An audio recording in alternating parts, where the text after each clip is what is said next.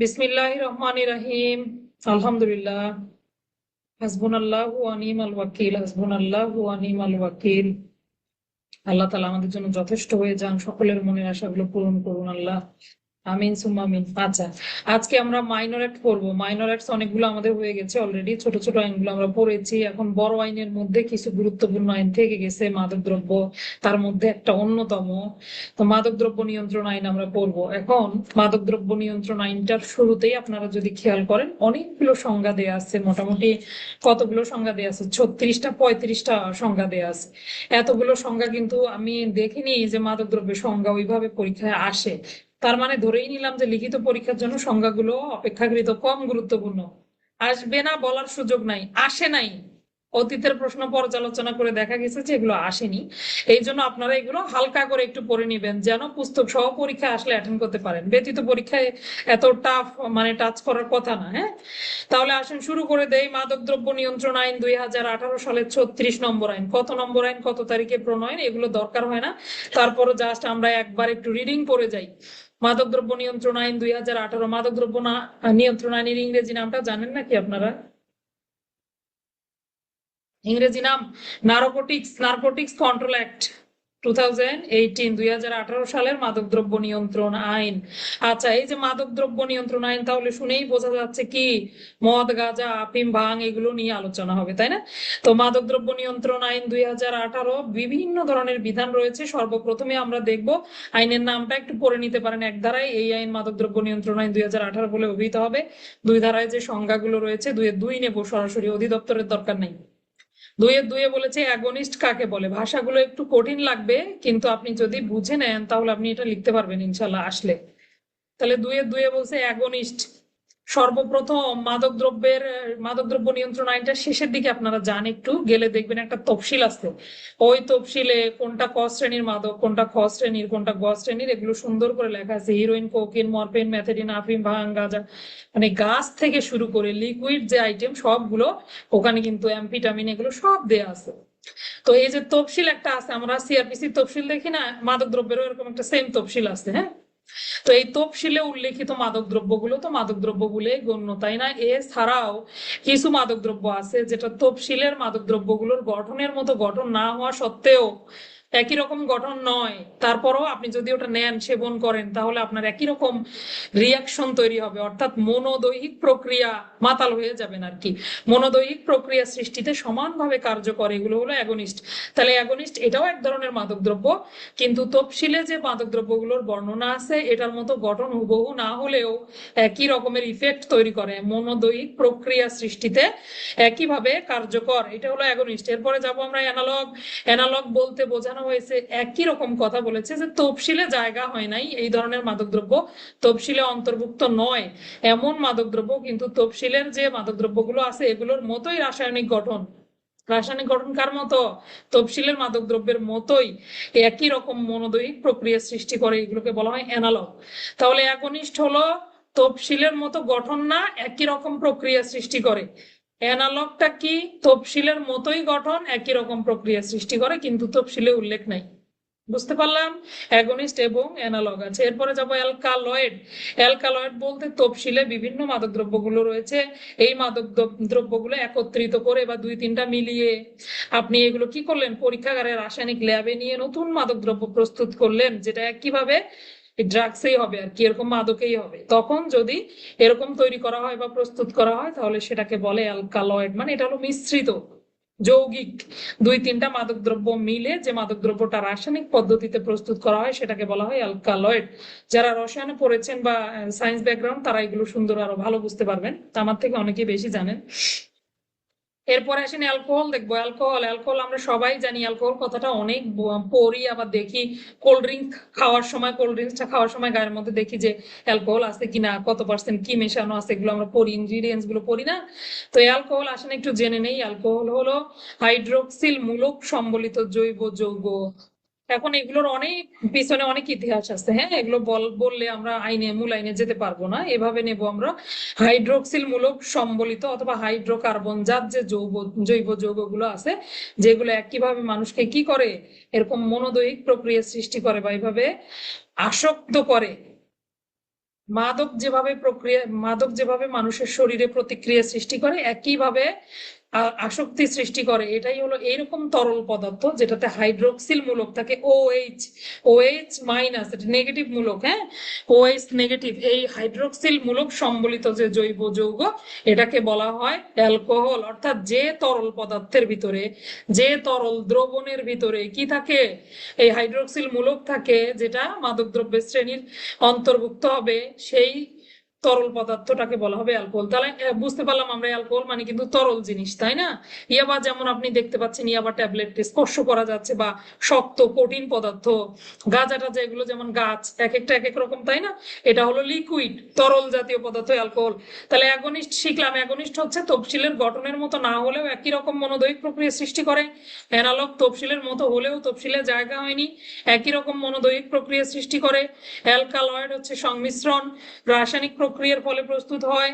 Alcohol দেখলাম hydroxyl মূলক সম্বলিত জৈব যৌগ, যেটা একইভাবে মাদকদ্রব্য হিসেবে ব্যবহৃত হয়। আচ্ছা, এরপরে দেখবো আইসোমার। আইসোমারটা আপনারা একটু দেখতে পারেন, সমগোত্রীয় যে কোনো উপাদান দ্বারা, দুই বা ততোধিক সমগোত্রীয় উপাদান দ্বারা একই আনুপাতিক হারে গঠিত, কিন্তু পারমাণবিক বিন্যাসের তারতম্যের কারণে তাদের চরিত্রের ভিন্নতা, গুণগত বৈশিষ্ট্যের ভিন্নতা।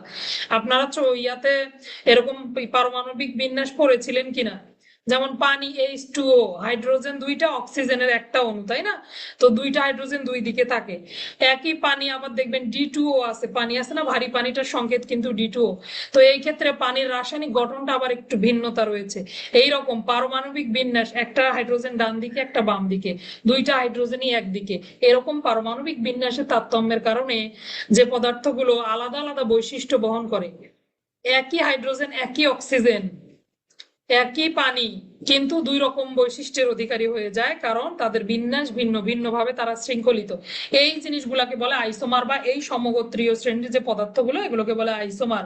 আচ্ছা, 7টা একটু রিডিং করে নিবেন। উৎপাদন প্রক্রিয়াজাতকরণ বলতে কি বোঝানো হয়েছে। 8টা নিতে হবে। ওয়াশ, শর্করা এবং সেলুলোজ সম্বলিত কোনো বস্তু আরো অন্য কিছু মেশান, এটাতে মেশানোর ফলে পানি এবং অন্য কিছু দিয়ে গাজালেন। গাজানো মানে আমরা তো বুঝি দীর্ঘদিন ওখানে পচানো, পচিয়ে রেখে দেওয়া। এভাবে যে অ্যালকোহল মিশ্রিত দ্রবণটা তৈরি করা হয়, এটাকে বলে ওয়াশ।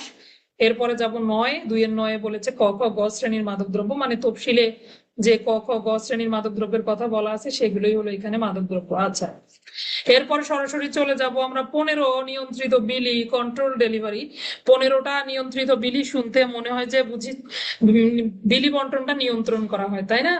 আসলে নিয়ন্ত্রিত বিলি হচ্ছে একটা অপরাধের তদন্ত কৌশল। কি অপরাধের তদন্ত কৌশল?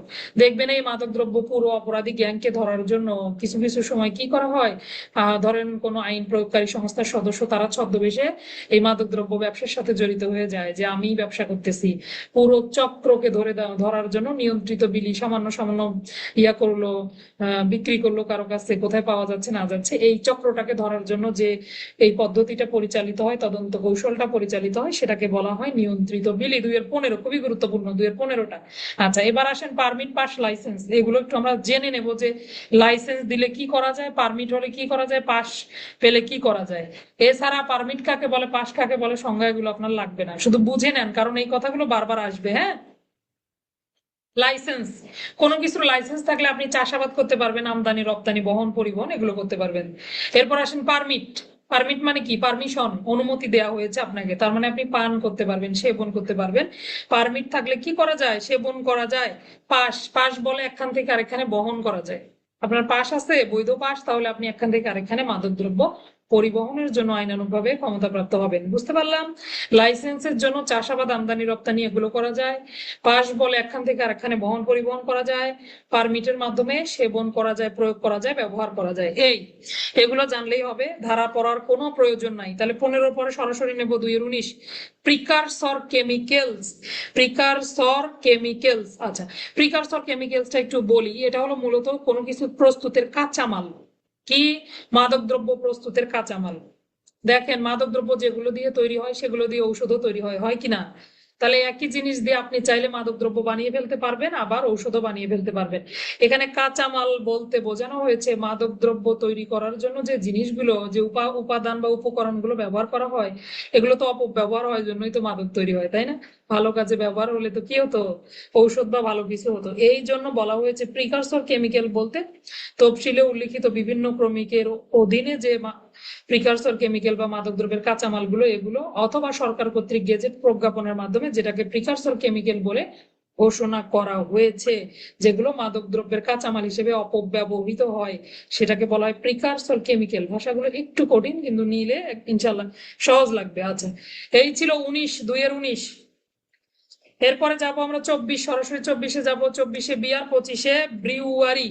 আচ্ছা, বিয়ার বলতে বোঝানো হয়েছে মল্ট এবং হপস সহযোগে ব্রিউইং পদ্ধতিতে যে মাদকদ্রব্য প্রস্তুত করা হয় সেটাকে বলা হয় বিয়ার। এবার আসেন মল্ট কি আর হপস কি, কিছুই তো জানেন। মল্ট বলতে বার্লি দানাকে বোঝানো হয়, বার্লি দানা, আপনারা তো এটা চেনেন তাই না? আর হপস বলতে বোঝানো হয়েছে লতানো যে গুল্ম পাওয়া যায়, এগুলো লতানো উদ্ভিদ, যেগুলো কি করা হয় মাদকদ্রব্যের জন্যই প্রস্তুত করা হয় বা চাষাবাদ করা হয়। এই বার্লি দানা পাশাপাশি এই যে উদ্ভিদগুলো থাকলো, লতানো উদ্ভিদের ফুল, এগুলো একত্রিত করে বিভিন্ন পদ্ধতিতে গাজায় দীর্ঘদিন রাখে, রিফাইন করে, বৈজ্ঞানিক পদ্ধতিতে এগুলো কি করে, তৈরি করে। এইভাবে কি তৈরি হয়, বিয়ার তৈরি হয়। তাহলে বিয়ার তৈরির পদ্ধতিকে বলা হয় ব্রিউইং পদ্ধতি।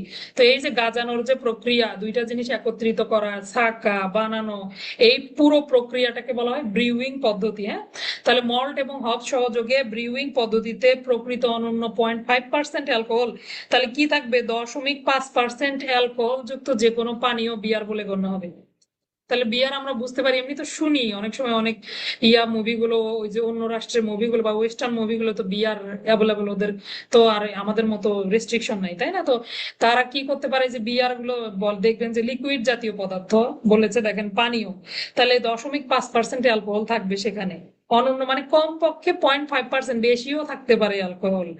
তাহলে বুঝতে পারলাম মল্ট এবং হপ সহযোগে ব্রিউইং পদ্ধতিতে 0.5% বা 0.5% অ্যালকোহল যুক্ত যে পানীয় তৈরি করা হয় সেটাকে বলা হয় বিয়ার। 25 যাব ব্রিউয়ারি। বিয়ার তৈরির কারখানা যে থাকলো, এটা কারখানাটাকে বলা হয় ব্রিউয়ারি। স্থাপনা, কারখানা, যন্ত্রপাতি আছে যেখানে, কেন্দ্র আছে যেটা, সেটাকেই বলা হয় ব্রিউয়ারি। আচ্ছা, এরপরে আমরা সরাসরি নেব মাদকদ্রব্য। মাদকদ্রব্য কাকে বলে? মাদকদ্রব্য আপনারা এখান থেকে দিতে পারবেন সংজ্ঞাটা, যে প্রথম তফসিলে উল্লিখিত যে কোনো দ্রব্য মাদকদ্রব্য, অথবা মাদকদ্রব্যের সাথে মিশিয়ে অন্য কোনো মাদকদ্রব্য তৈরি করা হলে এটাও মাদকদ্রব্য। আবার এভাবেও লিখতে পারবেন, যে সকল দ্রব্য পান করার ফলে মানুষের শারীরিক চেতনা লোপ পায়, শারীরিক সক্ষমতা লোপ পেয়ে যায়, মানসিক বিকারগ্রস্ত হতে পারে, তাৎক্ষণিকভাবে চিন্তা চেতনা হারিয়ে ফেলে, রক্তচাপ বৃদ্ধি পায়, বিভিন্ন ধরনের এইরকম হলে এই সমস্ত দ্রব্যকে মাদক দ্রব্য বলে। আসক্তি সৃষ্টি হয়, এই সমস্ত দ্রব্যকে কি বলা হয়, মাদক দ্রব্য বলা হয়। যেভাবে পারেন সংজ্ঞা লেখা যাবে, কিন্তু ধারা দিতে হবে 2-29। এবার আমরা যাব মাদক দ্রব্য অপরাধ বলতে। এই আইনের অধীনে অপরাধগুলোকে বোঝানো হয়েছে মাদকাসক্ত। কোন ব্যক্তিকে কখন আপনি মাদকাসক্ত বলতে পারবেন, যখন ওইটা ছাড়া সে কি করতে পারে না, নিজেকে নিয়ন্ত্রণ করতে পারে না, আসক্তি সৃষ্টি হয়ে যায়, তখন ওই ব্যক্তিকে বলা হবে মাদক দ্রব্য। অর্থাৎ মাদক সেবন করা, ব্যবহার করা যার অভ্যাসে পরিণত হয়েছে, তিনি হলেন মাদকাসক্ত। এবার দেখবো মাদকাসক্তি নিরাময় কেন্দ্র, বিভিন্ন ধরনের সরকার কর্তৃক অনুমোদিত স্থাপিত চিকিৎসালয় বলতে পারি মোটামুটি, যেখানে কি করা হয়, এই মাদকাসক্ত ব্যক্তিদের চিকিৎসা করা হয় সরকারি বা বেসরকারি অনুমোদনের মাধ্যমে। তো এই চিকিৎসা কেন্দ্রগুলোকে বলা হয় মাদকাসক্তি নিরাময় কেন্দ্র। এই পর্যন্তই থাকবে সংজ্ঞা। আমরা একটু দেখে নেব কি কি পড়লাম। প্রথমে পড়েছি 2-2 অ্যাগনিস্ট। তফসিলে উল্লেখিত মাদক দ্রব্যের মতো গঠন না হলেও একই রকম আসক্তি সৃষ্টি করে। অ্যানালগ, তফসিলের মতোই গঠন বিশিষ্ট তফসিলের বাইরের বস্তু একই রকম আসক্তি সৃষ্টি করে।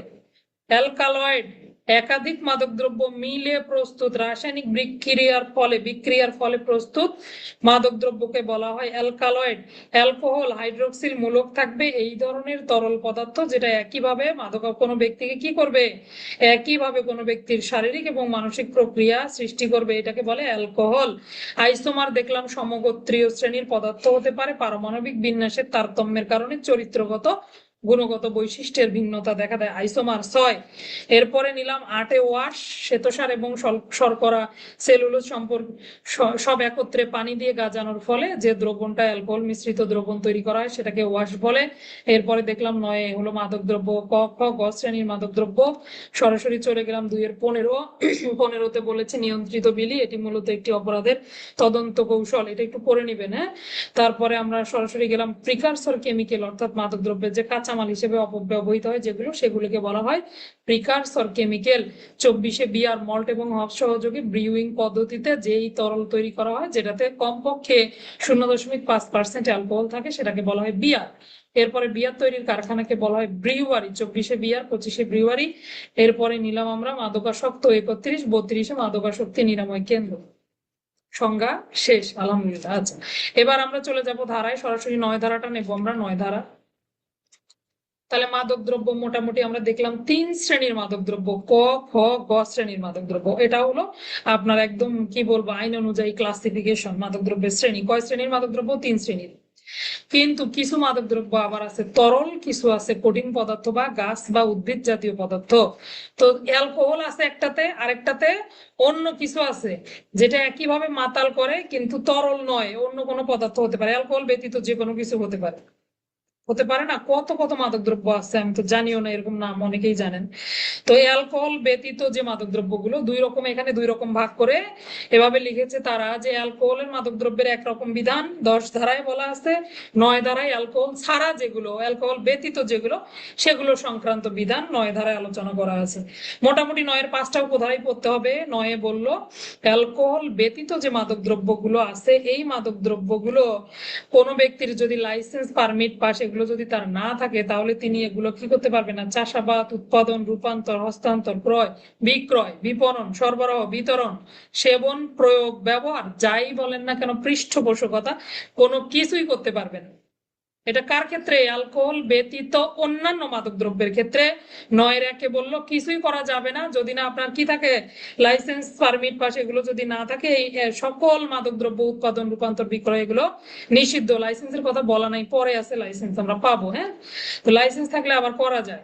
তাহলে প্রথমত এভাবে নেব, মাদক দ্রব্য নিয়ন্ত্রণ আইনের 9 ধারা মোতাবেক অ্যালকোহল ব্যতীত যে মাদক দ্রব্যগুলো এগুলোর উৎপাদন, চাষাবাদ, বিক্রয়, বিপণন কোনো কিছু করা যাবে না। এটা একটা 9-এর 1। 9-এর 2-এ বললো যে কাঁচামাল আছে প্রিকারসর কেমিক্যাল, এটাও আপনি উৎপাদন, চাষাবাদ, রক্ষণাবেক্ষণ কিছুই করতে পারবেন না। এইবার আসেন তাহলে কি পারবেন? যদি ঔষধ প্রস্তুতের ক্ষেত্রে ব্যবহার করা লাগে, শিল্পে ব্যবহারের জন্য, বৈজ্ঞানিক গবেষণার জন্য, পরিচালক কর্তৃক অনুমোদিত যে কোনো কাজের জন্য মাদকদ্রব্য কি করা যাবে, উৎপাদন, চাষাবাদ, গ্রহণ, কারো কারো উপরে প্রয়োগ, সবকিছু করা যাবে যদি পারমিট থাকে। লাইসেন্স বলে চাষাবাদ এগুলো করতে পারবে, পারমিট যদি দিয়ে থাকে, সরকার পারমিশন দিলে কোনো ব্যক্তি সেবনও করতে পারবে, পাস বলে এখান থেকে আরেকখানে বহন পরিবহনও করতে পারবে। তার মানে আগের গুলো লাইসেন্স ছাড়া ছিল। 3 নম্বরটা বললো লাইসেন্স যদি থাকে তাহলে আপনি এগুলো লাইসেন্স বলে চাষাবাদ, পারমিট বলে সেবন, পাস বলে বহন পরিবহন করতে পারবেন। আচ্ছা, কোন কোন কাজে মাদক দ্রব্য আপনি ব্যবহার করতে পারবেন? প্রথমে ঔষধ প্রস্তুত করতে পারবেন, শিল্পে, বৈজ্ঞানিক গবেষণায় এবং অনুমোদিত বৈধ কার্যক্রমের জন্য আপনি ব্যবহার করতে পারবেন।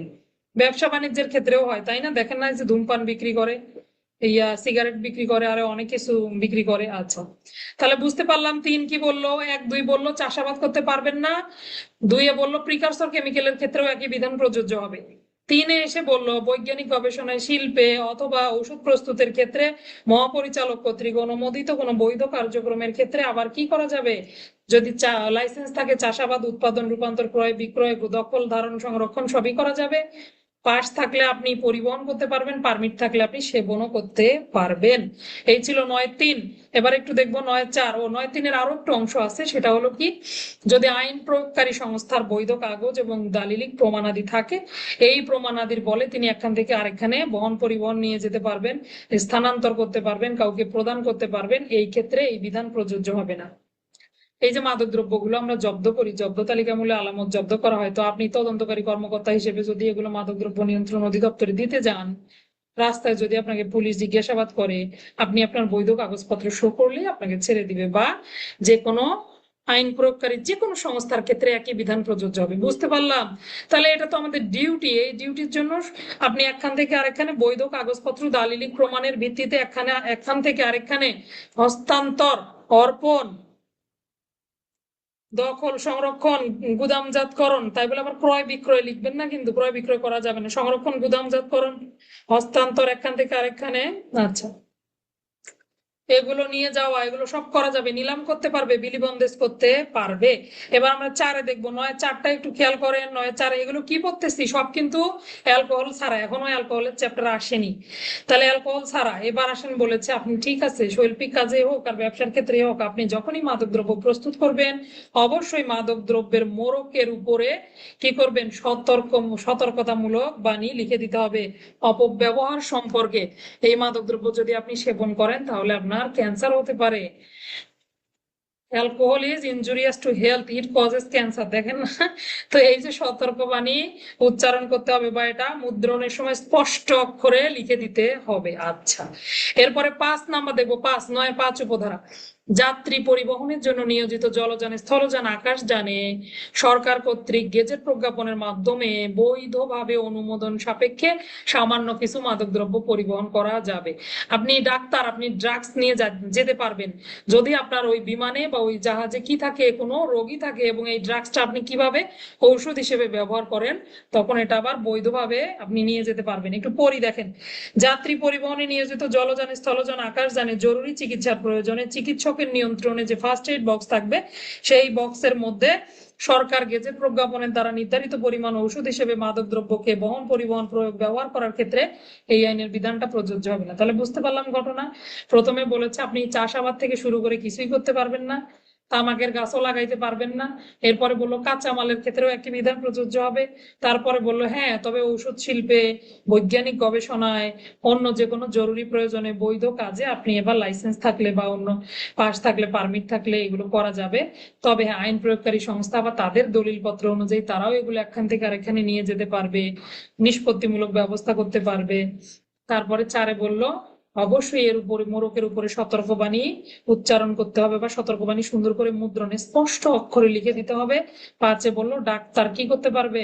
তার ফার্স্ট এইড বক্সে সামান্য কিছু অ্যালকোহল, বা দুঃখিত অ্যালকোহল না, সামান্য কিছু মাদক দ্রব্য রাখতে পারবে।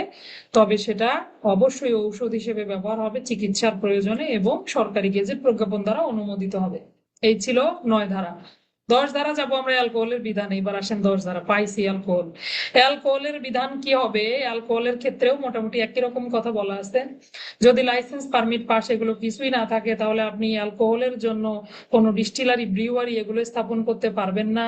অ্যালকোহল উৎপাদন, বহন, পরিবহন, আমদানি, রপ্তানি কোনো কিছুই করা যাবে না। পৃষ্ঠপোষকতা, মদতদাতা কোনো কিছুই হওয়া যাবে না। তবে হ্যাঁ, কখন একইভাবে বলেছে আইন প্রয়োগকারী সংস্থা তারা আবার কি করতে পারবে? তারা আইন শৃঙ্খলা দায়িত্ব পালনকারীন বা কোনো বৈধ কাগজপত্র দালিলিক প্রমাণের ভিত্তিতে আবার একখান থেকে আরেকখানে নিয়ে যেতে পারবে। তাদের ক্ষেত্রে এই বিধান প্রযোজ্য হবে না।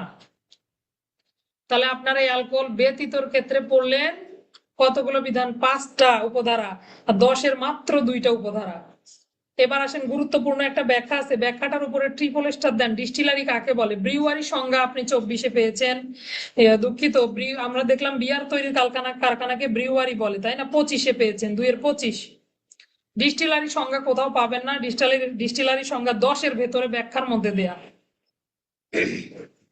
যদি ডিস্টিলারি সংজ্ঞাটা দেয়, ব্রিউয়ারি না দিয়ে দিতে পারে না? তাহলে ডিস্টিলারি সংজ্ঞা দিলে আমরা তখন 10 ধারা থেকে লিখবো। 10 ধারার ব্যাখ্যায় বলা আছে অ্যালকোহল তৈরির কারখানাকে বলা হয় ডিস্টিলারি, আর বিয়ার তৈরির কারখানাকে বলা হয় ব্রিউয়ারি। ব্রিউয়ারি হলো 2-এর 25, আর এখানে লিখবেন 10 ধারা। বাস, বুঝতে পারলাম? তাহলে আপনার লাইসেন্স, পারমিট, পাস এগুলো যদি না থাকে, একইভাবে অ্যালকোহল আপনি কি করতে পারবেন না? আমদানি, রপ্তানি, বহন, পরিবহন, সেবন, ব্যবহার, প্রয়োগ কিছুই করতে পারবেন না। আর হ্যাঁ, যদি আইন শৃঙ্খলা বাহিনীর সদস্যদের বৈধ কাগজপত্র দালিলিক প্রমাণের ভিত্তিতে তারা আবার এক স্থান থেকে অন্য স্থানে নিয়ে যেতে পারবে। আচ্ছা, এই ছিল 10 ধারা। এরপরে আমরা 11 ধারায় যাব। 11 ধারা অত্যন্ত গুরুত্বপূর্ণ একটা ধারা। 11-তে অ্যালকোহল পান সংক্রান্ত বিধিবিধান কি? এইবার আসেন, খাবেন কারা কারা? অ্যালকোহল পানের বিধান আছে। এত সোজা নয়। পারমিট দিয়ে কি করা যায়? পান করা যায়। একটু আগে বলেছিলাম পারমিট কেন প্রয়োজন অ্যালকোহল পানের জন্য। পারমিট প্রয়োজন, তাই তো? আচ্ছা, যার পারমিট আছে সে পান করতে পারবে, যার পারমিট নাই সে তো পান করতে পারবে না। তাহলে পারমিট ব্যতীত কোনো ব্যক্তি অ্যালকোহল পান করতে পারবেন না, এটা হলো প্রথম কথা। এরপর বলেছে চিকিৎসার প্রয়োজনে সিভিল সার্জন অথবা সরকারি কোনো মেডিকেল কলেজের অনন্য কমপক্ষে সহযোগী অধ্যাপক এমন পদমর্যাদার ব্যক্তির লিখিত প্রেসক্রিপশন ছাড়া, ব্যবস্থাপত্র ছাড়া অ্যালকোহল পান করা যাবে না। আর মুসলমান তো অ্যালকোহল পান করতে পারবেই না, হারাম। তাহলে এই চিকিৎসাপত্র ব্যতীত, লিখিত ব্যবস্থাপত্র ব্যতীত কোনো মুসলমান অ্যালকোহল পান করার জন্য পারমিট প্রদান করা যাবে না।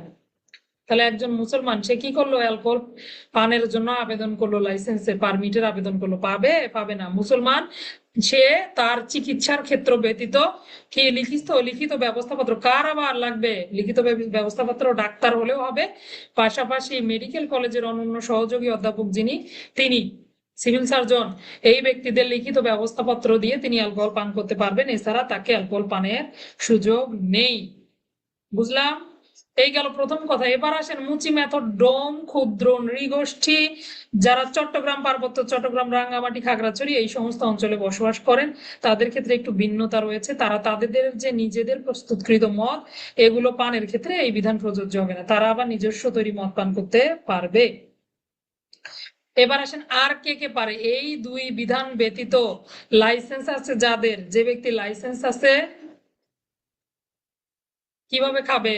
ডাক্তার কিনবে কোথা থেকে? ডাক্তারকে বিক্রি করবে কে? নিজের ব্যবস্থাপত্র নিজেই করবে নাকি?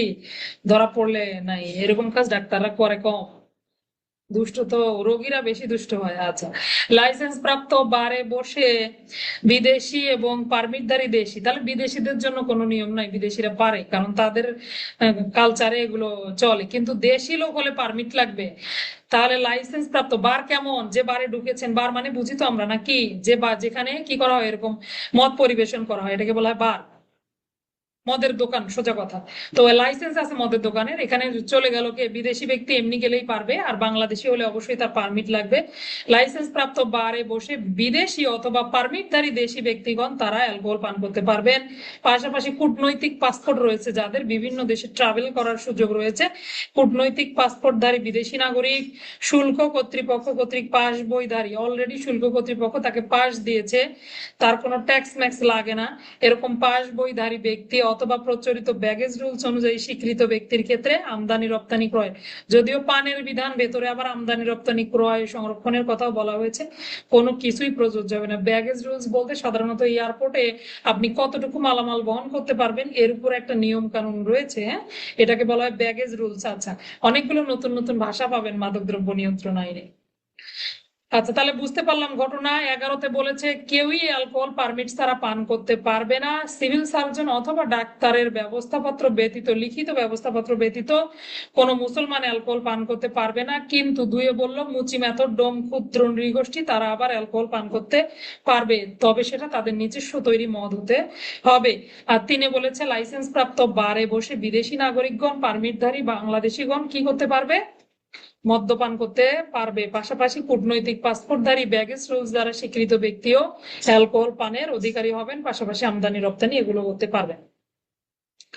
12 ধারা দেখবো। 12 ধারা ব্যবস্থাপত্র প্রদান। ব্যবস্থাপত্র পেয়ে আপনি খাইতেই আছেন, প্রতিদিন গিয়ে খালি মাদক নিয়ে আসেন, আপনার সুযোগ আছে একটা ব্যবস্থাপত্র দিয়ে একবারের বেশি, চিকিৎসক ব্যতীত অন্য কোনো ব্যক্তি তো ব্যবস্থাপত্র দিতেই পারবে না, আর একটা ব্যবস্থাপত্র দিয়ে একবারের বেশি মাদক দ্রব্য ক্রয় করা যাবে না। তাহলে দেখেন সবকিছু লিমিটেড রয়েছে। 12তে বলেছে মাদক দ্রব্য ব্যবস্থাপত্র প্রদান সংক্রান্ত বিধিনিষেধ, ডাক্তার ছাড়া আর কেউ মাদক দ্রব্যের প্রেসক্রিপশন করতে পারবে না, আর একটা প্রেসক্রিপশন দিয়ে একবারের বেশি মাদক দ্রব্য আপনি নিয়ে আসতে পারবেন না, কারণ এটা আপনার ঔষধ, তাই না?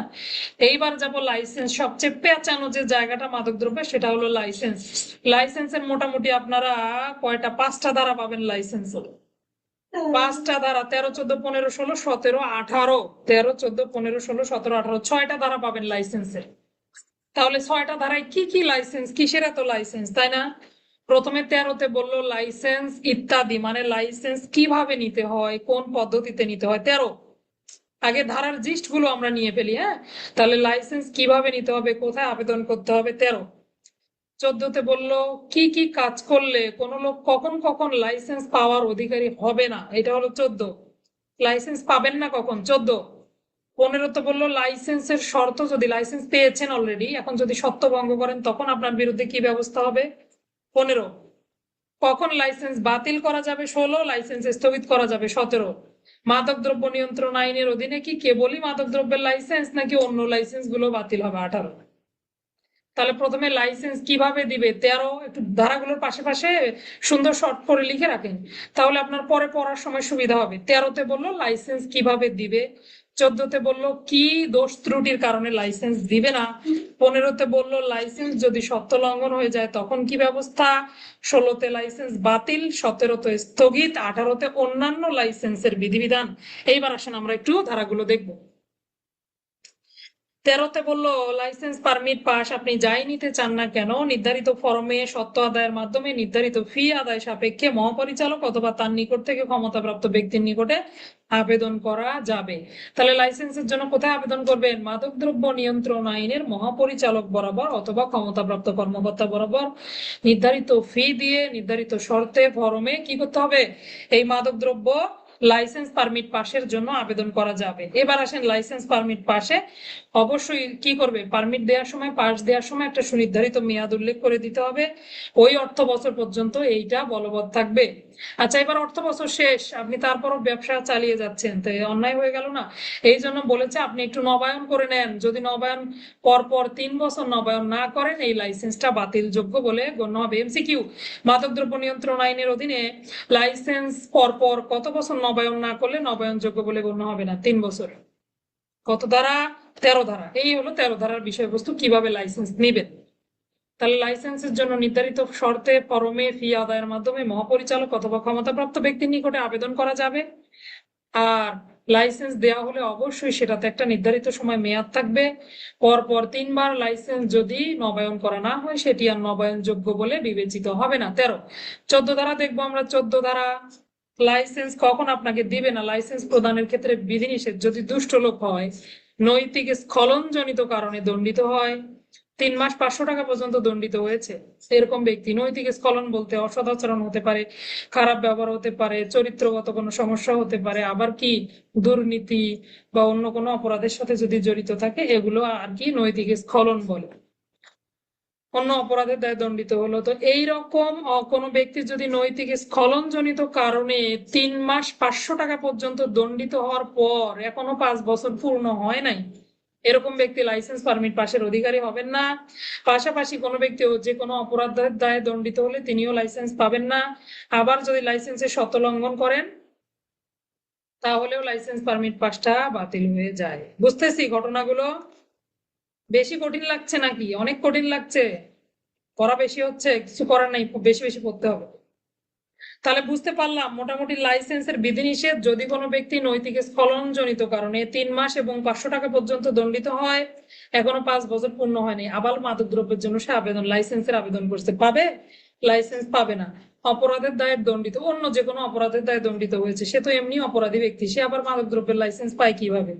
এরপরে আগে থেকেই দেখা গেল ওই লোক বারবার মাদক দ্রব্যের লাইসেন্সের শর্ত লঙ্ঘন করে, তার বাতিল হয়ে গেছে লাইসেন্সের শর্ত, এরকম ব্যক্তিকেও কি করা যাবে না, লাইসেন্স দেয়া যাবে না। এটা হলো বিধিনিষেধ। 15তে বললো লাইসেন্সের শর্ত ভঙ্গের বিরুদ্ধে ব্যবস্থা।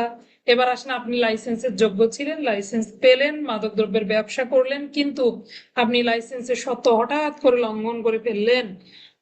কি করলেন, লাইসেন্সে উল্লেখ ছিল যে আপনি 15 বোতল মদ আমদানি করতে পারবেন, আপনি একবারে লোভে পড়ে 50 বোতল মদ আমদানি করলেন, অর্থাৎ লাইসেন্সের শর্ত লঙ্ঘন করে ফেললেন। তখন লাইসেন্সের শর্ত লঙ্ঘন জনিত কারণে প্রথমে হলো ওই ব্যক্তির সাথে আপোষ নিষ্পত্তি করতে পারবে, উনি হলফনামা একটা দিবে এবং 1 লক্ষ টাকা জরিমানা দণ্ড দিয়ে আপোষ করবে, ওনার সাথে আপোষ করা যাবে, আপোষ নিষ্পত্তি যোগ্য। কিন্তু দ্বিতীয়বার যদি একই অপরাধ করে তাহলে তার লাইসেন্স বাতিল হয়ে যাবে। লাইসেন্স পারমিট পাস, আমি যদিও লাইসেন্স বলছি, লাইসেন্স পারমিট পাস তিনটাই অন্তর্ভুক্ত। হ্যাঁ, তো লাইসেন্স পারমিট পাস এগুলো বাতিল হয়ে যাবে। বুঝতে পারলাম ঘটনা। তাহলে কোনো ব্যক্তি লাইসেন্স পেলো, পাওয়ার পর প্রথমবার শর্ত লঙ্ঘন করলো, 1 লক্ষ টাকা জরিমানা দণ্ডে দণ্ডিত হবে, পাশাপাশি হলফনামা দিবে, দিলে পরে তাকে আপোষ নিষ্পত্তি করা যাবে। আর যদি দ্বিতীয়বার লঙ্ঘন করে বা তার বেশিবার লঙ্ঘন করে তাহলে লাইসেন্স পারমিট পাস বাতিল হয়ে যাবে। এবার আসেন, ওই যে আপোষ নিষ্পত্তি করবে কিভাবে, এটা 15(2) বলা আছে, রিডিং করলে বুঝতে পারবেন। ধারায় যাব, লাইসেন্স বাতিল। লাইসেন্স বাতিল হয় দুইটা কারণে, একটা হলো লাইসেন্সের শর্ত ভঙ্গ করলে বাতিল হবে, মাদকদ্রব্য নিয়ন্ত্রণ আইনের অধীনে কোনো অপরাধের দায়ে দণ্ডিত হলে লাইসেন্স বাতিল হয়ে যায়। 16 ধারা আর লাগবে না ভেতরের গুলা। ভেতরের গুলা বলছে একটু সময় দিতে হবে। লাইসেন্স যদি বাতিল হয়ে যায় তাহলে তাকে কারণ দর্শানোর সুযোগ দিবে, 30 দিনের মধ্যে তিনি আপিল করতে পারবেন, এগুলো লাগবে না। আচ্ছা, 17তে যাব আমরা, লাইসেন্স স্থগিতকরণ। লাইসেন্স কখন স্থগিত হবে? একইভাবে কোন লাইসেন্স প্রদানকারী অফিসারের নিকটে যদি মনে হয় যে কোনো ব্যক্তি লাইসেন্সের শর্তগুলো ঠিকভাবে পালন করছে না, তখন তাকে কারণ দর্শিয়ে 60 দিন সময় দিয়ে, এখানে 60 দিনের সময় দিয়ে কি করতে পারবে? তার লাইসেন্সটা সাময়িকভাবে স্থগিত করতে পারবে। বুঝতে পারলাম? তাহলে লাইসেন্স বাতিল হয় যদি অপরাধের দায়ে দণ্ডিত হয়, আর পাশাপাশি লাইসেন্সের শর্ত লঙ্ঘন করে। আর হলো লাইসেন্স স্থগিত হবে কখন? যদি দেখে লাইসেন্সের নিয়মগুলো ঠিক মতো মানছে না, তখন 60 দিনের সময় দিয়ে লাইসেন্স স্থগিত করে দিবে। 17। এবার 18তে যাব, কতিপয় লাইসেন্সের ক্ষেত্রে বিধিবিধান। কোন ব্যক্তি যদি মাদকদ্রব্য নিয়ন্ত্রণ আইনের 39 ধারা বাদ দিয়ে অন্য যে কোনো ধারায় দণ্ডিত হয়, তাহলে সেই ব্যক্তির লাইসেন্স বাতিল হয়ে যাবে। পাশাপাশি অন্য কোনো যদি লাইসেন্স থেকে থাকে সেটাও তাকে জমা প্রদান করতে হবে। মনে করেন অস্ত্র আছে তার কাছে, আবার তিনি মাদক দ্রব্যেরও লাইসেন্স প্রাপ্ত ব্যক্তি, তো মাদক দ্রব্যের লাইসেন্সটা যদি বাতিল হয়ে যায়, পাশাপাশি অস্ত্রের লাইসেন্সটাও জমা দিতে হবে, আবার অস্ত্রটাও 15 দিনের মধ্যে জমা দিতে হবে। একই পরা অস্ত্র আইনের কত ধারায় পড়েছিলাম আমরা? লাইসেন্স প্রাপ্ত ডিলারের নিকটে অস্ত্র শস্ত্র জমাদানের পদ্ধতি কত ধারায় পড়েছি?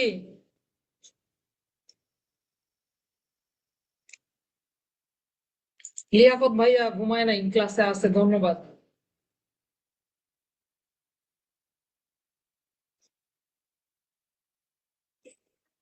বাবা একটু পরে কথা বলি বাবা। মাশাল্লাহ। আচ্ছা, তাহলে বুঝতে পারলাম তাই না, কতগুলো বিধান পড়লাম লাইসেন্সের। প্রথমে 13তে লাইসেন্স দিল। কেন দ্রুত যাচ্ছি? সময় কম তাই না, অনেক পড়া, আবার লিখিত পরীক্ষার প্রিপারেশনটা আমার কাছে বেশি গুরুত্বপূর্ণ মনে হয়। কারণ মাদক দ্রব্য থেকে আপনার একটা প্রশ্ন দিবে, দিতেও পারে নাও পারে, তাই না? তাহলে লিখিত প্রশ্ন কিভাবে উপস্থাপন করবেন, সালের প্রশ্নগুলো সমাধান, এগুলো বেশি গুরুত্বপূর্ণ। এমসিকিউ পার হয়ে যাবেন ইনশাল্লাহ। আসেন তাহলে দেখি 13তে লাইসেন্স কিভাবে দিবে। 14তে কি কি করলে লাইসেন্স পাবে না? 15তে বললো যদি কোনো ব্যক্তি প্রথমবার লাইসেন্সের শর্ত লঙ্ঘন করে বা দ্বিতীয়বার শর্ত লঙ্ঘন করে তখন কি ব্যবস্থা। 16তে লাইসেন্স কখন বাতিল করে দিবে। 17তে লাইসেন্স কখন স্থগিত হবে। 18তে বললো অন্যান্য লাইসেন্সের ক্ষেত্রে বিধিবিধান। যদি 39 ধারা বাদ দিয়ে অন্য কোনো ধারায় দণ্ডিত হয়, তার যদি দণ্ডপ্রাপ্ত হওয়ার দরুন তার কোনো ড্রাইভিং লাইসেন্স থাকে, আগ্নেয়াস্ত্রের লাইসেন্স থাকে, এগুলোও বাতিল হয়ে যাবে। বুঝতে পারলেন? তাহলে মরার উপর খড়ার ঘা। তার এমনিতে তো মাদক দ্রব্যের লাইসেন্স বাতিল হলো, পাশাপাশি অন্য লাইসেন্স থাকলেও বাতিল হয়ে যাবে। আর এটা যদি আগ্নেয়াস্ত্র হয়, আগ্নেয়াস্ত্র অবশ্যই 15 দিনের মধ্যে জমা দিতে হবে। প্রবিধান 384 বিধিতে পড়েছিলেন কত দিনের মধ্যে জমা দিতে হবে অস্ত্র শস্ত্র। লাইসেন্স বাতিল হলে 14 দিনের মধ্যে জমা দিতে হবে। একটু ব্যতিক্রম বাম পাশে লিখে রাখবো আমরা, 18তে মাদক দ্রব্য নিয়ন্ত্রণ আইনের 18 অনুযায়ী 15 দিনের মধ্যে জমা দিবে।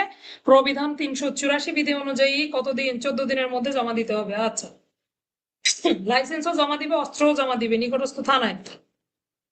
এইবার আসেন 19 ধারা। 19 ধারা থেকে আপনাদের সালে প্রশ্ন এসেছিল, মাদক দ্রব্যের পানশালা বন্ধ করার ব্যাপারে ক্ষমতা কার কার রয়েছে আলোচনা করুন। প্রথমত মহাপরিচালকের ক্ষমতা, তিনি ব্যতীত আর কেউ মাদক দ্রব্যের যে পানশালা গুলো রয়েছে বার, এগুলো বন্ধ করার জন্য ক্ষমতাপ্রাপ্ত হবে না, এভাবে বললো। তারপরে শর্ত দিয়েছে, তবে শর্ত থাকে যে আইন শৃঙ্খলা রক্ষার প্রয়োজনে পুলিশ কমিশনার, জেলা ম্যাজিস্ট্রেট, কে কে? পুলিশ কমিশনার, জেলা ম্যাজিস্ট্রেট, এই দুই ব্যক্তি কি করতে পারবে? 30 দিনের জন্য পানশালা বন্ধ করে দিতে পারবে। 30 দিন বন্ধ করার পর মনে হলো যে না, আরো তো কিছুদিন বন্ধ থাকার দরকার আছে, তখন আরো 30 দিন বৃদ্ধি করা যাবে। তাহলে মহাপরিচালক ব্যতীত কোন ব্যক্তি মাদক দ্রব্যের লাইসেন্সকৃত যেগুলো পানশালা সেগুলো বন্ধ করতে পারবে না। কিন্তু শর্ত হলো যে আইন শৃঙ্খলা রক্ষার প্রয়োজনে জেলা ম্যাজিস্ট্রেট এবং পুলিশ কমিশনার তারা মাদক দ্রব্যের পানশালা 30 দিন পর্যন্ত বন্ধ করতে পারবে। পরবর্তীতে আরো যদি প্রয়োজন হয় মহাপরিচালকের অনুমোদন ক্রমে আরো 30 দিন বন্ধ করা যাবে। তবে যেভাবেই বন্ধ করুক না কেন মাদকদ্রব্য নিয়ন্ত্রণ অধিদপ্তরের মহাপরিচালক বরাবর অনুলিপি পাঠাতে হবে। বুঝতে পারলাম? 19-এর 1, 2, 3 আপনার পড়ার দরকার নাই, শুধু 19 ধারায় কি বলেছে এইটুকু জানলেই যথেষ্ট। পানশালা বন্ধ করা সংক্রান্ত নিয়মাবলী আলোচনা করুন। ক খ গ দিয়ে লিখে ফেলবেন আপনার মতো করে, যে কয়টা পয়েন্ট আসে। লিখলেন মহাপরিচালক ব্যতীত অন্য কেউ মাদকদ্রব্যের পানশালা বন্ধ করতে পারবে না, তবে হ্যাঁ আইন শৃঙ্খলা রক্ষার প্রয়োজনে জেলা পর্যায়ে জেলা ম্যাজিস্ট্রেট এবং মেট্রোপলিটন এলাকা হলে পুলিশ কমিশনার 30 দিনের জন্য বন্ধ করতে পারেন। আরো যদি অতিরিক্ত প্রয়োজন হয় আরো 30 দিন বন্ধ করা যাবে, তবে যেভাবেই বন্ধ করা হোক না কেন অনুলিপি দিতে হবে মহাপরিচালককে।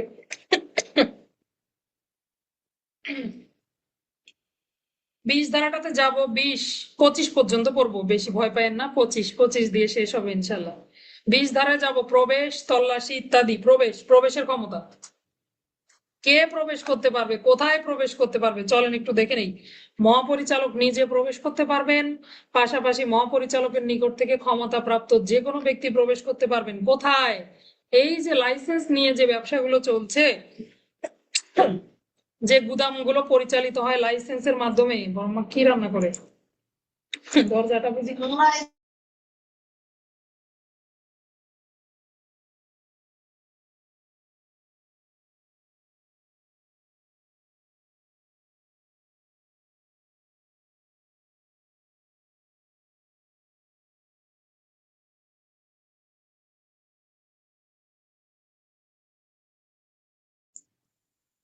আচ্ছা, আমরা যেখানে ছিলাম একটু দেখি। যেখানে ছিলাম আমরা কি পড়ছিলাম, প্রবেশ। আচ্ছা, তাহলে মহাপরিচালক এবং মহাপরিচালকের নিকট থেকে ক্ষমতাপ্রাপ্ত যে কোনো ব্যক্তি যেগুলো মাদকদ্রব্যের লাইসেন্স বলে, যে এই কারখানাগুলো গুদামজাতকরণ করা হচ্ছে, প্রস্তুত করা হচ্ছে, তৈরির কারখানাতেও প্রবেশ করতে পারবে যে কোনো সময় যে কোনো স্থানে যেখানে মাদকদ্রব্য প্রস্তুত, বিপণন, বিতরণ যে কাজে হোক না কেন করা হচ্ছে গুদামজাতকরণ, এই জায়গাগুলোতে প্রবেশ করতে পারবে, পাশাপাশি পরিদর্শন করতে পারবে। তাহলে এগুলো লাইসেন্স ছিল কিনা, ছিল, তারপরও এখানে যেতে পারবে, পরিদর্শন করতে পারবে। এবার আসেন, লাইসেন্স পাওয়ার পরেও, তাদের লাইসেন্স থাকলেও দোকান খোলা থাকে এরকম যে কোনো সময় প্রবেশ করে গুদামজাত জিনিসগুলো পরীক্ষা নিরীক্ষা করতে পারবে, ওজন পরিমাপ করতে পারবে, রেজিস্টার পত্রগুলো দেখতে পারবে, যদি অপরাধের সংশ্লিষ্টতা পায় এগুলো জব্দও করে ফেলতে পারবে। বুঝতে পারলাম? তাহলে মাদকদ্রব্য নিয়ন্ত্রণ আইনের 20 ধারায় প্রবেশ সংক্রান্ত কি নিয়ম আলোচনা করা হয়েছে? মহাপরিচালক অথবা ক্ষমতাপ্রাপ্ত যে কোনো ব্যক্তি তারা কি করতে পারবে, যে কোনো সময় লাইসেন্স বলে প্রস্তুতকৃত গুদামজাতকৃত যে কোনো দোকানে প্রবেশ করতে পারবে, প্রবেশ করে পরিদর্শন করতে পারবে, দোকান খোলা থাকার সাধারণ সময় প্রবেশ করবে, দিনের বেলা প্রবেশের কথা বলা হয়েছে আর কি। এরপরে এই ধরনের যে কোনো জায়গায় প্রবেশ করে দলিলপত্র, নিবন্ধনাদি, রেজিস্টার পত্র পরীক্ষা নিরীক্ষা করতে পারবে, মাদক দ্রব্যের ওজন পরিমাপক তৈজসপত্র যত যন্ত্রপাতি আছে এগুলো পরিমাপ করতে পারবে, পাশাপাশি যদি পাওয়া যায় তাহলে জব্দও করতে পারবে, অপরাধের সাথে সংশ্লিষ্টতা পাওয়া গেলে জব্দ করা যাবে। আচ্ছা, প্রকাশ্য স্থানে আটকের ক্ষমতা, প্রকাশ্য স্থানে আটক বা গ্রেপ্তারের ক্ষমতা। আচ্ছা, যে কোনো জায়গায় যে কোনো প্রকাশ্য স্থানে যদি মাদকদ্রব্য নিয়ন্ত্রণ আইনের অধীনে বিধান পরিপন্থী কোনো কাজ করা হয়, বাজেয়াপ্তযোগ্য বস্তু, কয়টা জিনিস একটু গোল দাগ দেন বইয়ে। একটা হলো বাজেয়াপ্তযোগ্য বস্তু, মাদকদ্রব্য, বাজেয়াপ্তযোগ্য মাদকদ্রব্য এবং কোন অপরাধ প্রমাণের সহায়ক দলিল দস্তাবেজ, এগুলো যদি পাওয়া যায় অবশ্যই এগুলো তল্লাশি করে জব্দ করতে পারবে, যে ব্যক্তি এই অপরাধের সাথে জড়িত তাকে গ্রেপ্তার করতে পারবে। তাহলে 20-এ কিন্তু আপনার গ্রেপ্তারের কথা বলা নাই, আছে এই বাকি অংশটুকু পূরণ হয়েছে 21-এ গিয়ে। 21-এ কিন্তু গ্রেপ্তারও করা যায়, যদি আপনি অপরাধের সাথে সংশ্লিষ্টতা পান তাহলে সংশ্লিষ্ট ব্যক্তিদেরকে বিশ্বাসের কারণ লিপিবদ্ধ করে গ্রেপ্তারও করা যায়। তাহলে 20-এ প্রবেশ করলো এবং সবকিছু পরীক্ষা নিরীক্ষা করলো, আলামত গুলো জব্দ করলো। 21-এ প্রকাশ্য স্থানে আটক করে ফেলতে পারলো এবং গ্রেপ্তারও করতে পারবে, গ্রেপ্তার বা আটক করতে পারবে। বাজেয়াপ্তযোগ্য বস্তু, মাদকদ্রব্য এবং অপরাধ প্রমাণে যে দলিল দস্তাবেজ, এগুলো সব কি করতে পারবে, তল্লাশি করতে পারবে, জব্দ করতে পারবে, অপরাধের সাথে জড়িত ব্যক্তিকে গ্রেপ্তার করতে পারবে। 22 ধারাটা পড়ে নিবেন, সিআরপিসির প্রয়োগ। আমি বলি না যে মাইনর অ্যাক্টের ভেতরে সিআরপিসির প্রয়োগ একটা ধারা থাকে, কারণ কি কোনো মাইনর অ্যাক্টই তো সিআরপিসি ছাড়া চলতে পারে না। তদন্তের পদ্ধতি কই, সিআরপিসি। তল্লাশির পদ্ধতি কোথায়, সিআরপিসি। এই দেখেন 22-এ বলেছে তল্লাশির পদ্ধতি গ্রেপ্তার, আটক, রোক এই সব কিছু হবে ফৌজদারি কার্যবিধির বিধান অনুযায়ী। 23 ধারায় চলে যাব, গুরুত্বপূর্ণ ধারা, বিনা পরোয়ানায় তল্লাশি, খুবই গুরুত্বপূর্ণ। আচ্ছা, পরীক্ষায় এসেছিল, একটু আগে আপনাদেরকে প্রশ্নগুলো পড়ে শোনালাম না? তাহলে আসেন, বিনা পরোয়ানায় তল্লাশি বলতে কি বোঝানো হয়েছে? আমরা জানি পরোয়ানা নাই কিন্তু তল্লাশি করতে যায় পুলিশ অফিসার, এটাই হলো বিনা পরোয়ানায় তল্লাশি। আদালতের আদেশ নামা ব্যতি রেখে যে তল্লাশি কার্যক্রম সম্পাদিত হয় সেটাই হলো বিনা পরোয়ানায় তল্লাশি। মাদকদ্রব্য নিয়ন্ত্রণ আইন অনুযায়ী মোটামুটি 6 রকমের ব্যক্তি বিনা পরোয়ানায় তল্লাশি করতে পারেন। কয় রকম? 6 রকম। প্রথমে হলো মহাপরিচালক বা মহাপরিচালকের নিকট থেকে ক্ষমতাপ্রাপ্ত ব্যক্তি, পুলিশের সাব ইন্সপেক্টর বা উপপুলিশ পরিদর্শক, পুলিশের উপপরিদর্শক, দুঃখিত আমি, উপপরিদর্শক। এরপরে এখান থেকে তদূর্ধ্ব সবাই পারবে। এরপর আসেন কাস্টমসের সহকারী রাজস্ব কর্মকর্তা, তারপরে বলেছে কোস্ট গার্ডের পেটি অফিসার, বিজিবির ল্যান্স নাইক এই ব্যক্তি। তাহলে এখানে থাকলো 5 জন আর ওইদিকে একজন, 6 জন, তাই না? তাহলে বিজিবির ল্যান্স নাইক, কোস্ট গার্ডের পেটি অফিসার, তারপরে রাজস্ব আদায়কারী কর্মকর্তা, কাস্টমসের সহকারী রাজস্ব কর্মকর্তা এবং পুলিশের সাব ইন্সপেক্টর থেকে তদূর্ধ্ব পদমর্যাদার কর্মকর্তা। তারা যদি বিশ্বাস হয়, এইরূপ বিশ্বাস করার কারণ থাকে কোথাও কোনো মাদকদ্রব্য নিয়ন্ত্রণ আইনের অধীনে অপরাধ সংগঠিত হচ্ছে বা হবার আশঙ্কা রয়েছে, তাহলে দেখেন প্রতিরোধমূলক ব্যবস্থাও কিন্তু এর মধ্যে পড়ে। তাহলে মাদকদ্রব্য নিয়ন্ত্রণ আইনের অধীনে যদি অপরাধ সংগঠিত হয় বা হওয়ার সম্ভাবনা থাকে, সেই ক্ষেত্রে ওই জায়গায় বলেছে লাইসেন্স প্রিমিজেস ব্যতীত। এই কথাটার মানে হলো যদি লাইসেন্স থাকে বা তার সরকারি কোনো অনুমোদন থাকে তাহলে সেখানে ব্যতি রেখে অন্য যে কোনো জায়গায় প্রবেশ করতে পারবে।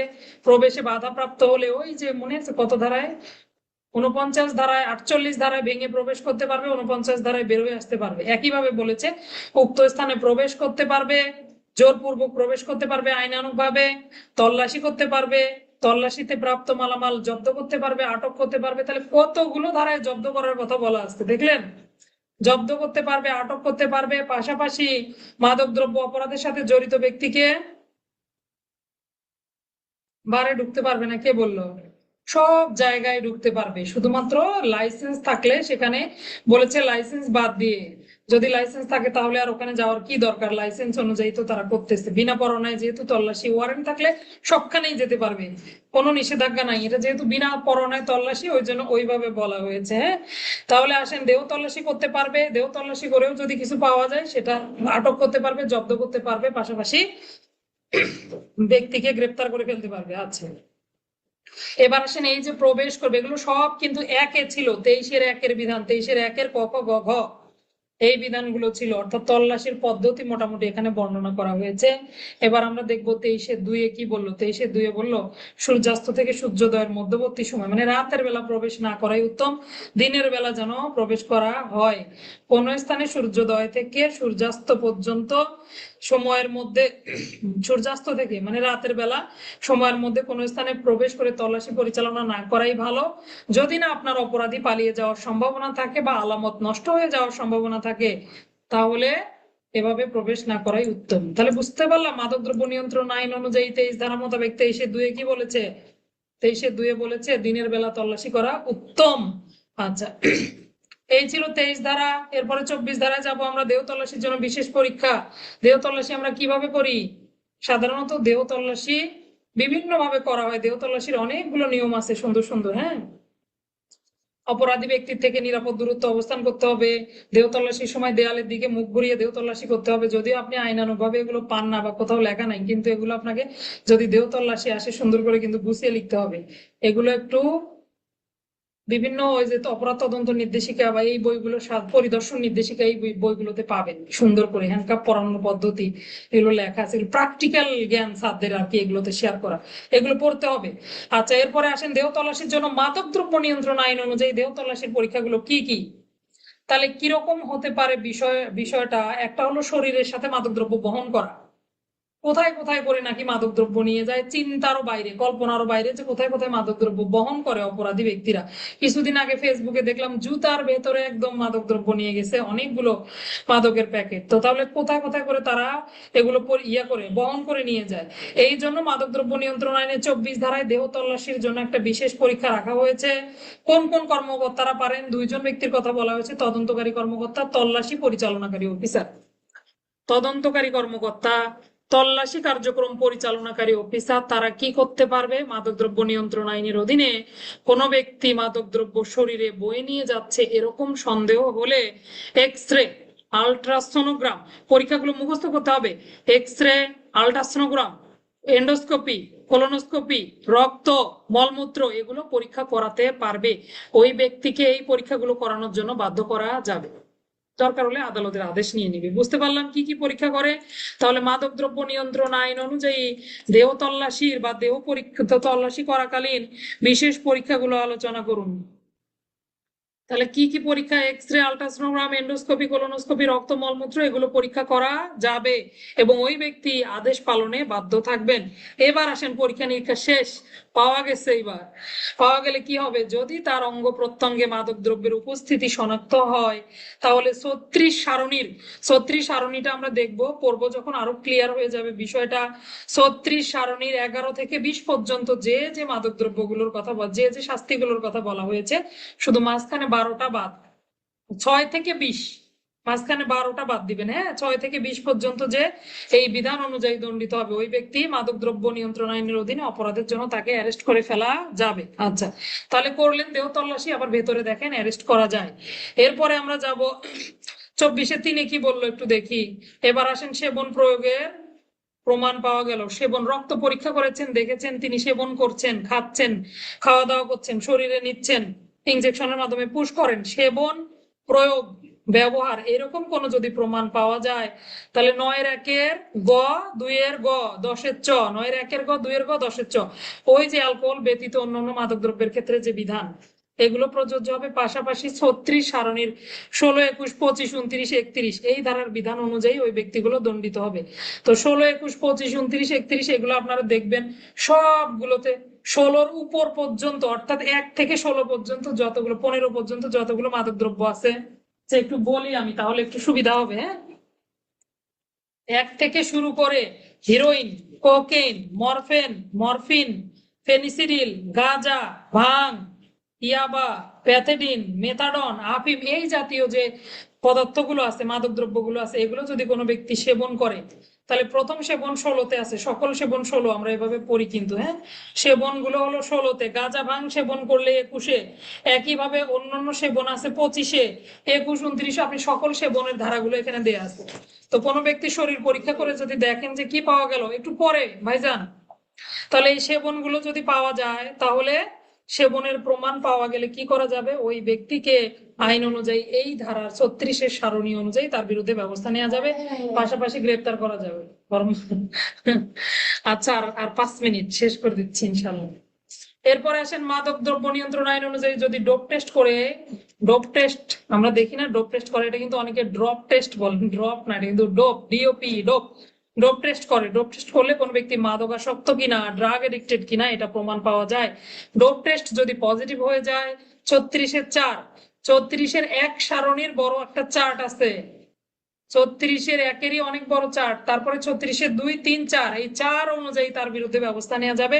ডোপ টেস্ট পজিটিভ হলে তাকে মাদকাসক্ত নিরাময় কেন্দ্রে দিতে হবে। পাশাপাশি তিনি যদি যেতে না চান, সেক্ষেত্রে আবার তার কারাদণ্ডেরও ব্যবস্থা রয়েছে। এগুলো আমরা গ্রাজুয়ালি পড়বো। 25 ধারাটা দেখবো একটু। 25-এ বলেছে আটক ইত্যাদি সম্পর্কে ঊর্ধ্বতন অফিসারকে অবগত করুন।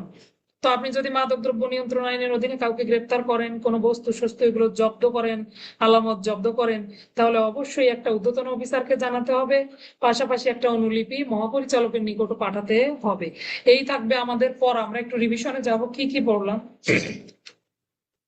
আশা করি বুঝতে পেরেছেন, না হলে রেকর্ডিংটা বারবার শুনবেন, এর চেয়ে সহজ ভাষায় আর বলার উপায় নেই। আচ্ছা, তাহলে মাদক দ্রব্য নিয়ন্ত্রণ আইন 2018, প্রথমে যে সংজ্ঞাগুলো পড়লাম এগুলো একটু পড়ে নিবেন, 2 ধারার সংজ্ঞা, আর 2-এর 5, 6, 7 এগুলো যদি লিখতে না পারেন সরাসরি 2। মাইনর অ্যাক্টের সকল সংজ্ঞা মোটামুটি 2 ধারায় দেয়া আছে, পুলিশ আইনের 1 ধারায়, সাক্ষ্য আইনের 3 ধারায়, দণ্ডবিধির সারাবাড়ি দেয়া আছে, অপরাধের আগে আগে সংজ্ঞার ব্যবস্থা। এছাড়া অন্যান্য যে মাইনর অ্যাক্ট গুলো মোটামুটি আপনি 2 ধারাতে সংজ্ঞা পাবেন। এই 2-এর 5 লিখতে না পারলে কোনো সমস্যা নেই, সরাসরি 2 ধারা দিয়ে আসবেন বাস। নিয়ন্ত্রিত বিলি 2-এর 15 লিখতে পারলেন না, শুধু 2 দিলেও হবে। আচ্ছা, আমরা 9 ধারা থেকে পড়েছি। 9 ধারা হলো অ্যালকোহল ছাড়া অন্যান্য মাদক দ্রব্যগুলো প্রস্তুত বা এই সংক্রান্ত বিধানাবলী আলোচনা করা হয়েছে। 9 বললো যে অ্যালকোহল ব্যতীত যে মাদক দ্রব্য, লাইসেন্স এগুলো যদি না থাকে চাষাবাদ করা যাবে না, আমদানি রপ্তানি করা যাবে না। প্রিকারসর কেমিক্যালের ক্ষেত্রেও একই বিধান। 9-2 বললো প্রিকারসর কেমিক্যালের ক্ষেত্রেও একই বিধান প্রযোজ্য হবে। 9-3 বলতেছে যে ঔষধ শিল্পে অথবা বৈজ্ঞানিক গবেষণায়, চিকিৎসা ক্ষেত্রে এই মাদক দ্রব্য আবার উৎপাদন, আমদানি রপ্তানি সবই করা যাবে। পাশাপাশি আইন প্রয়োগকারী সংস্থা বৈধ কাগজ এবং দালিলিক প্রমাণের ভিত্তিতে তারাও একখান থেকে আরেকখানে বহন, পরিবহন এগুলো করতে পারবে। 9-4 বলতেছে, 9-4, এই যে মাদকদ্রব্য প্রস্তুত করা হবে এটার উপরে মোড়কের উপরে স্পষ্ট অক্ষরে তার সতর্কীকরণ বিজ্ঞপ্তি লিখে দিতে হবে, এই মাদকদ্রব্যের কুফল সম্পর্কে লিখে রাখতে হবে। আর 5-এ বললো জলযানে, স্থলযান, আকাশযানে পরিবহনের সময় ডাক্তার গেজেট প্রজ্ঞাপনের মাধ্যমে অনুমোদিত পরিমাণে মাদকদ্রব্য বহন করতে পারবে। 10-এ অ্যালকোহল সংক্রান্ত বিধান, লাইসেন্স না থাকলে একইভাবে অ্যালকোহলের ক্ষেত্রেও আপনি আমদানি রপ্তানি করতে পারবেন না। আবার আইন প্রয়োগকারী সংস্থা বৈধ কাগজপত্র থাকলে তারা আবার পারবে। আর ডিস্টিলারি শিখলাম, ডিস্টিলারি হলো অ্যালকোহল স্থাপনের যে অ্যালকোহল প্রস্তুতের যে কারখানা, সেটাই হলো ডিস্টিলারি। 11 ধারা পড়লাম অ্যালকোহল পান সংক্রান্ত বিধিবিধান, কেউই পান করতে পারবে না যদি না পারমিট থাকে। মুসলমান লিখিত ব্যবস্থাপত্র, প্রেসক্রিপশন, সিভিল সার্জন অথবা ডাক্তারের লিখিত ব্যবস্থাপত্র ছাড়া পান করতে পারবে না। মুচি মেথড, ডোম, ক্ষুদ্র নৃগোষ্ঠী তারা তাদের যে নিজস্ব তৈরি মদ এগুলো পান করতে পারবে। লাইসেন্স প্রাপ্ত বারে বসে বিদেশি নাগরিকগণ তারা পান করতে পারবে, পারমিটধারী দেশি নাগরিক পারবে।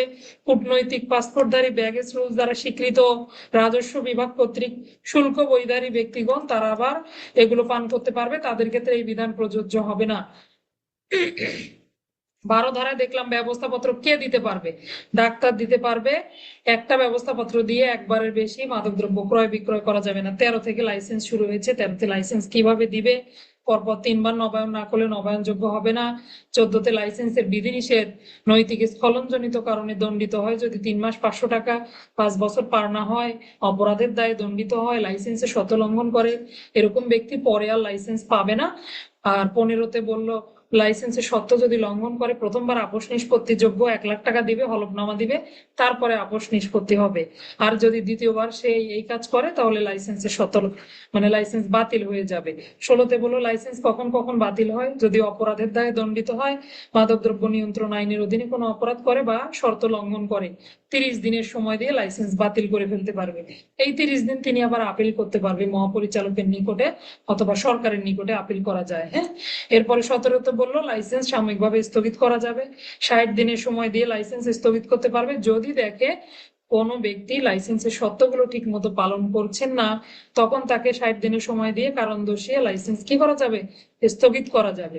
আচ্ছা, এরপরে 18তে দেখলাম অন্যান্য লাইসেন্সের ক্ষেত্রে বিধিবিধান, কোনো ব্যক্তি যদি মাদকদ্রব্য নিয়ন্ত্রণ আইনের যে কোনো বিভিন্ন ধারায় দণ্ডিত হয়, 39 ধারা বেআইনি হয়রানিমূলক তল্লাশি বাদে যদি দণ্ডিত হয়, কারণ ওটা তো পুলিশ অফিসারকে মিন করা হয়েছে, হ্যাঁ, তাহলে দণ্ডপ্রাপ্ত হলে যানবাহন চালকের লাইসেন্স যদি থাকে, অস্ত্রের লাইসেন্স যদি থাকে, সবগুলো লাইসেন্স বাতিল হয়ে যাবে। লাইসেন্স বাতিল হওয়ার সাথে সাথে লাইসেন্স গুলো সংশ্লিষ্ট কর্তৃপক্ষের নিকটে জমা দিতে হবে। অস্ত্রের লাইসেন্স হলে অস্ত্র সহ 15 দিনের মধ্যে জমা দিতে হবে। 19-এ দেখলাম পানশালা মহাপরিচালক ছাড়া বন্ধ করতে পারবে না। আবার আইন শৃঙ্খলার প্রয়োজনে পুলিশ কমিশনার, জেলা ম্যাজিস্ট্রেট বন্ধ করতে পারবে, প্রথমে 30 দিন আবার 30 দিন বন্ধ করতে পারবে, দুই ক্ষেত্রেই অনুলিপি দিবে। 20-এ প্রবেশ করতে পারবে, তল্লাশি করতে পারবে মহাপরিচালক অথবা ক্ষমতাপ্রাপ্ত ব্যক্তি। 21-এ প্রকাশ্য স্থান থেকে গ্রেপ্তার আটক করা যাবে। 23-এ বিনা পরোয়ানায় তল্লাশি, পুলিশের সাব ইন্সপেক্টর, বিজিবি ল্যান্স নায়ক, সেনাবাহিনীর দুঃখিত বর্ডার গার্ডের বিজিবি ল্যান্স নায়ক, কোস্ট গার্ডের পেটি অফিসার আর সহকারী রাজস্ব কর্মকর্তা, এই ব্যক্তিরা কি করতে পারবে, বিনা পরোয়ানায় প্রবেশ করতে পারবে, তল্লাশি করতে পারবে। সূর্যাস্ত এবং সূর্যোদয়ের মধ্যবর্তী সময় যেন না যায়, দিনের বেলায় তল্লাশি করা উত্তম। যদি অপরাধী পালিয়ে যাওয়ার সম্ভাবনা থাকে সেক্ষেত্রে ব্যতিক্রম, তাই না, ব্যতিক্রম তো উদাহরণ হতে পারে না। 24 দেহ তল্লাশির ক্ষেত্রে কি কি পরীক্ষা করা যাবে, বিভিন্ন ধরনের পরীক্ষা করতে পারবেন 2 জন কর্মকর্তা, তদন্তকারী, তল্লাশি পরিচালনাকারী কর্মকর্তা, তারা পরীক্ষা করাতে পারবেন। এক্সরে, আলট্রাসোনোগ্রাম, এন্ডোস্কোপি, কোলোনোস্কোপি, রক্ত এগুলো পরীক্ষা করাতে পারবেন। পাশাপাশি ওই ব্যক্তি নির্দেশ পালনে বাধ্য থাকবে। পরীক্ষা নিরীক্ষা করে যদি মাদকদ্রব্য শরীরে বয়ে নিয়ে গেছে এরকম শনাক্ত হয়, 36 সারণী অনুযায়ী ব্যবস্থা হবে। পাশাপাশি যদি সেবনের কোনো প্রমাণ পাওয়া যায় তাহলে একইভাবে 16, 29, 21, 25, 29, 31 এই ধারাগুলোতে 36 সারণীর এই সেকশন গুলোতে, সাবসেকশন গুলোতে ব্যবস্থা নেওয়া যাবে। আর 24-এর 4-এ বললো ডোপ টেস্ট যদি পজিটিভ হয় সেক্ষেত্রে 34-এর 4-এ ব্যবস্থা। 25-এ ঊর্ধ্বতন অফিসারকে অবগতকরণ কি সম্পর্কে, আটক এবং গ্রেপ্তার সম্পর্কে। এই 25 ধারার সাথে আপনারা অনেকগুলো ধারা ব্যবহার করতে পারবেন। 150 ধারা দিতে পারবেন, সিআরপিসি দেওয়া যায়। আবার 213 প্রবিধান দিতে পারবেন, পুলিশ আইনে 24 ধারা দিতে পারবেন, অস্ত্র আইনের 28 ধারা, সাইবার নিরাপত্তা আইনে 53 ধারায়। এখন অবশ্য পরিবর্তন হয়েছে সাইবার সুরক্ষা, তাই না। এই পর্যন্তই থাকবে ক্লাস। ধন্যবাদ সবাইকে, আসসালামু আলাইকুম। রেকর্ডিং বন্ধ করে দিচ্ছি, 2-3টা মাত্র প্রশ্ন করব, দেখবো কি বুঝলেন আপনারা।